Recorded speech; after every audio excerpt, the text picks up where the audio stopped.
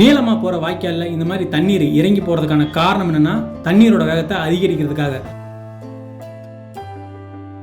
100-150 kilometre மேலே தண்ணீர் விவசாய நிலங்களுக்கு சீக்கிரமாக போய் சேர்றதுக்காக வாய்க்காலோட நீளத்துக்கு ஏற்ற மாதிரி ஒவ்வொரு கிலோமீட்டருக்கு ஒரு தடவை இந்த மாதிரி தண்ணீர் வேகமாக இறங்கி போகிறத பார்க்க முடியும். நம்ம ரோட்டில் போகும்போது ரோட்டில் போகிற 2 வீலருக்கும் 4 வீலருக்கும் ரோட்டில் வேகத்தடை இருக்கிற மாதிரி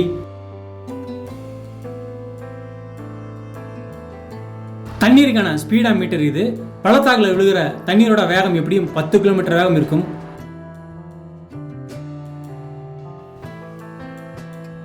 வாய்க்காலோட 1 கிலோமீட்டருக்கு இடையிடையே இந்த மாதிரி மதகையும் பார்க்க முடியும். விவசாய நிலங்களுக்கு தண்ணீர் சிறு வாய்க்கால் வழியே பிரிஞ்சு போறத.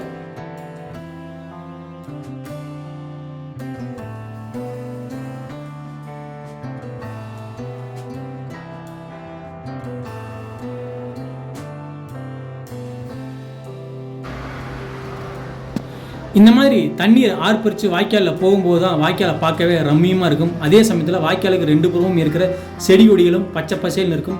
தண்ணீர் வாய்க்கால் இல்லாதப்போ வாய்க்காலை பார்த்தா வாய்க்காலை பார்க்கவே பரிதாபமாக இருக்கும்.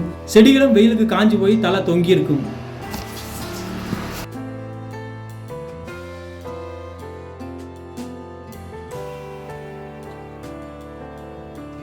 வாய்க்காலை சுற்றியும் கிராமத்தில் இருக்கிற பசங்க ஸ்கூல் லீவ் நாள் பூராவும் வாய்க்காலே கதின்னு இருக்கிறத பார்க்க முடியும்.